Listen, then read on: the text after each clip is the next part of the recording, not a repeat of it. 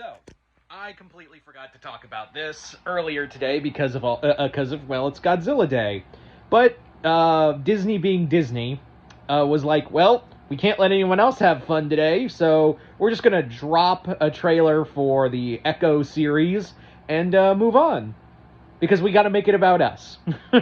That's really what it is. And guys, I'm not going to comment on the Variety page, on the Variety news, because it really just feels like, is it just me, or is it just kind of cool to hate on the MCU now after Endgame? Like, I don't get it. I don't get the cynicism. I don't get the just kind of... It's just like, it almost sounds like it's cool to hate the MCU now. Like, it just sounds like, oh, it's just cool to bash it. And I understand, like, Jonathan Majors, that whole thing is a shit show.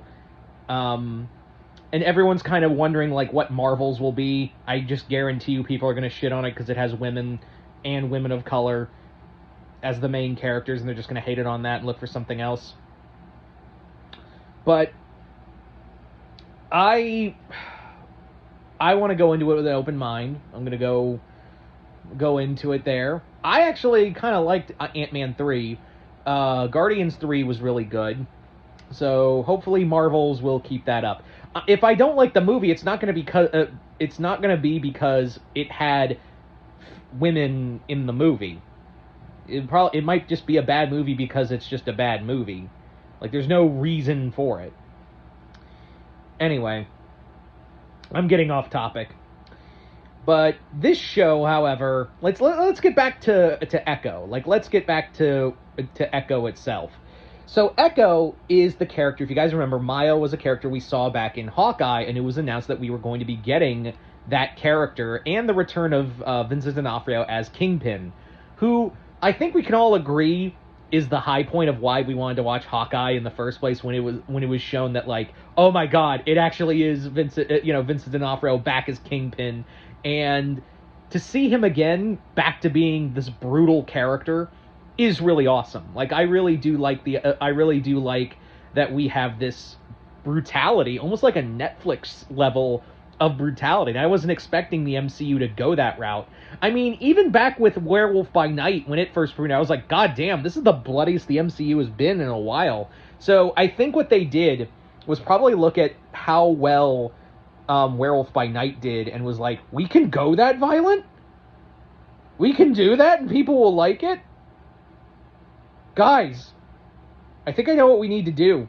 Also, side note, the reason they also changed things around for Daredevil was because it wasn't like the Netflix show, and Kevin Feige apparently wanted it like that. So it's not because, like, oh, he wanted to wokeify it. Shut the fuck up. No, he just was like, no, the Netflix show is really good, and I want it to be like that, but this is more of a courtroom drama that, in the original script, we didn't see Daredevil, like, Matt Murdock put on the Daredevil costume until, like, episode 4 or 5. And while I did like the courtroom stuff in Daredevil, the whole point of, you want to see Matt Murdock as Daredevil as much as you want to see him being a lawyer, Matt Murdock. So if that's the case, then by all means change it around. If we're going to get more Daredevil, especially in the vein of Netflix Daredevil, then yeah. Now Maya, or Echo, if you want to go with that, I really dug her character. I think she did a really good job, the actress portraying that character, and it looks like we're going to get into a lot of her, like, Hispanic Native American lore. And I'm going to say this, I feel like they're kind of teasing another character. Like, there's a part of me that says, are they teasing Forge? Because we see a lot of the tribe, and we do see that, like, there are some characters that made me go, was that Forge? And we never got we didn't really get a Forge in the X-Men movie, so could we get him here? And also, I've seen online that people are saying, like, maybe they're teasing the Adversary, which is an X-Men villain made from the Spirit. He's like a trickster god thing. I remember, I think they only used the adversary like 3-4 times in X-Men comics, but I was like, I feel like the adversary, if they're gonna do that, I don't think they would bring him up in a Echo series. I think, would it be, and I know, and the reason why I brought up Forge was because people were talking about Forge was on a reservation. I'm like, that doesn't mean anything. And would it be cool to see Forge? Yes, it would be really cool to see Forge. He's always an X-Men I enjoy seeing, and they are trying to integrate more X-Men related stuff into the universe. So, could we see Forge? Maybe. Do I think it's a possibility? Yes. Do I think it's going to happen? Probably not. I think it would be really cool to see Maya, or to see Maya kind of do her own thing, without needing a cameo. But then again, that's the MCU sometimes. As much as I love the MCU, and I'm still a proponent of defending it, I will call out shenanigans at times. But I digress.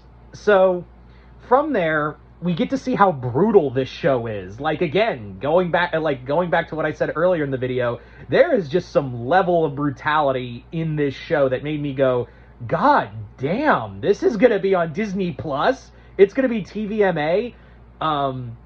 Yeah, and if that's the level of violence we saw in that trailer, it's gonna make people are so happy to see Daredevil, to see the Daredevil show. Like, it's gonna be real. It's gonna make people put at ease for the Daredevil show, because this is what it really is, right? Like, not to take anything away from the character of Echo, but this is just the prelude to Daredevil. Like, this is just not to take anything from Echo. I think it's gonna be a great show. I was actually afraid they canceled it. Honestly, I was afraid that they had canceled the series because there was a lot of switching around and things like that. But no. It really does feel like they want to kind of grow up in a way. And they did have some violent moments with Moon Knight. And hopefully if we get to Moon Knight Season 2, it'll be... Not to say, Moon Knight Season 1 was bad, but I really do hope, the next season they do is something more street level, but have some mystic elements in there. Kind of like what the Jed MacKay comics are doing. That era took a lot from the Jeff Lemire comic. I would love to see what they could do with the Jed MacKay comics. The Jed MacKay comics are the ones that are going on now. It has kind of a cool mixture of street level Moon Knight, but also a lot of mysticism in the background. Has a great ensemble cast. And honestly, and I know I'm going on another ramble here, but this is a lot of stuff that's just been on my mind. If he were still alive, Lance Reddick would have been so cool as Dr. Bashir. I think the other Fist of Khonshu, if you haven't read the comics, he would have been so perfect. Lance Reddick would have been so perfect as Dr. Bashir. Rest in peace. Now, Maya, the other thing that's kind of gotten one thing the creator of the show did say that got under my skin is that Maya's going to have a new power and for those who don't know, Echo is kind of like Taskmaster, where she sees something and then she can copy it. And the creator of the show said, "Oh, that's lame." And I'm like, "You're not helping with your case, buddy. A lot of us are out here trying to defend the MCU, and when you say stuff like that, it makes it hard." So they're going to introduce a new power, and it's probably going to change. They're going to do that to change Maya as a character in the comics. And yeah, because God forbid, the comics be their own thing rather than trying very hard to be the MCU. Give as much shit as you want to DC Comics about how their movies are. At least their movies only affect having stuff from the movies happens only 5% of the time. So yeah, and even then they're it's barely noticeable at best. So, I mean, yeah, they did go over the top with Harley Quinn being a new pillar of the DC universe, but thankfully that's calmed down.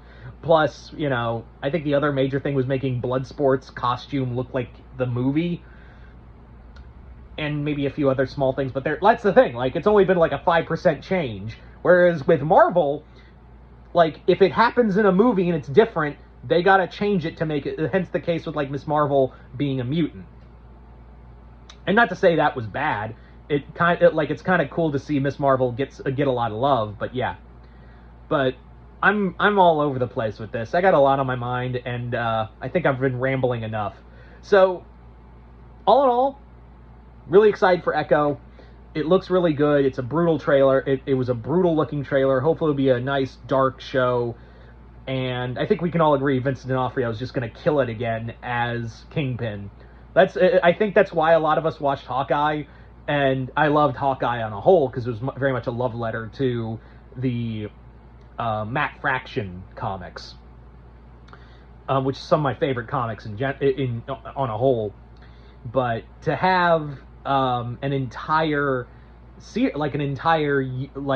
storyline that's been building to Daredevil is really cool. And again, Vincent D'Onofrio, I think he's been one of the best actors they've gotten to play a character in the MCU. Like, we've had, there's just perfect casting, and D'Onofrio is one of them, and probably one of the best villains of the MCU out there. I would even dare say that I would not argue if someone said Vincent D'Onofrio is the best MCU villain of all time, and I would be like, yeah, I agree.